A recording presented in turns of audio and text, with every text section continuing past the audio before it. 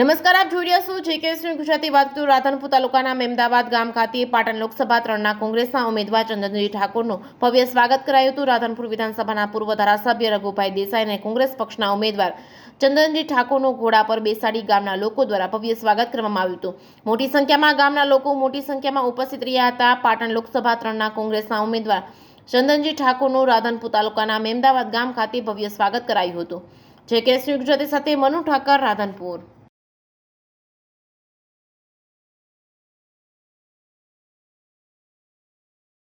પૂર વિસ્તારની અંદર પાણીની પારાયણ શરૂ થઈ છે અને આ જે આપનો ચૂંટણી પ્રવાસ હતો અને કેટલીક મહિનાઓ પીવાનું પાણી નથી મળતું એવી રજૂઆત કરી હતી. આજે મારો અગાઉ પણ 2 દિવસ પહેલાં મારો રાધનપુર ખાતે ચૂંટણી પ્રવાસ હતો.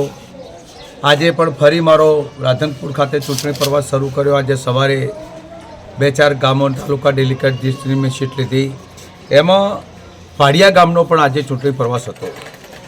ફાળિયા ગામના અનેક લોકો સમગ્ર ગામ ભેગું થઈને આજે એમની પોતાની એક જ વેદના હતી કે પાછલા 4 મહિનાથી મારા ગામની અંદર ચંદનજીભાઈ પાણી આવતું નથી. અમે ચાલુ સાંસદને રજૂઆત કરી, કલેક્ટરને રજૂઆત કરી, ડીડીઓને રજૂઆત કરી. આખા ગામે ભેગા થઈને આજે વેદના જે પ્રમાણે ઠલવી છે એ ખરેખર આ 30 વર્ષથી ભારતીય જનતા પાર્ટીનું શાસન છે. ક્યાંક ને ક્યાંક લોકોને પાણી પહોંચાડવામાં નિષ્ફળ નીવડી છે.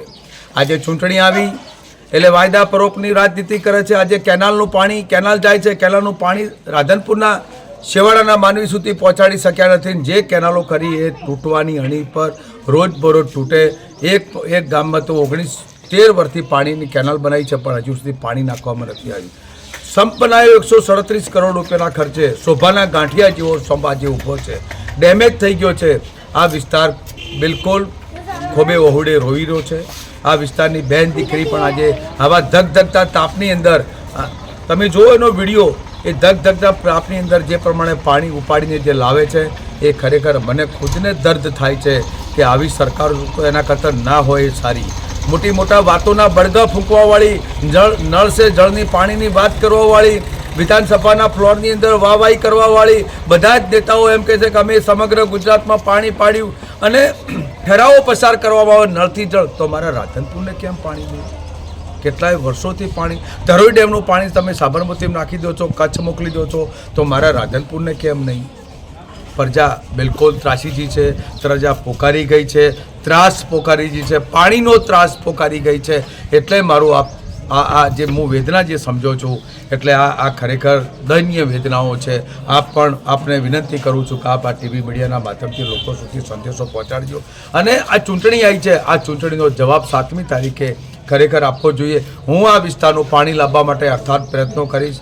જે ડીઆરડી શાખામાંથી જે નહેર દ્વારા જે પાઇપલાઇન અંદર જે પાણી નાખવાનું થશે એ પાણી નાખવાના પ્રયત્નો કરીશ. સંપ સારી ક્વોલિટીવાળો બનાવી નવો બનાવવાના પ્રયત્નો કરી આ વિસ્તારને સૌથી પહેલાં સાંસદ બની તો સૌથી પહેલાંમાં પહેલી મારી પ્રાયોરિટી છે આ વિસ્તારના ગામડાના ઘર સુધી પાણી પહોંચાડવાની મારી પ્રાયોરિટી છે. એટલા માટે જે પ્રમાણે આજની સ્થિતિ છે એ દયનીય સ્થિતિ છે, મારાથી જોઈ જતી નથી. એટલા માટે આપ સૌને વિનંતી કરું છું કે આને ચૂંટણીઓનો અવસર છે, આ ચૂંટણીનો પર્વ છે. એટલે 7મી તારીખે પંજાના નિશાન ઉપર વિજય બનાવજો. તમારો પાણીનો પ્રશ્ન હું હલ કરીશ.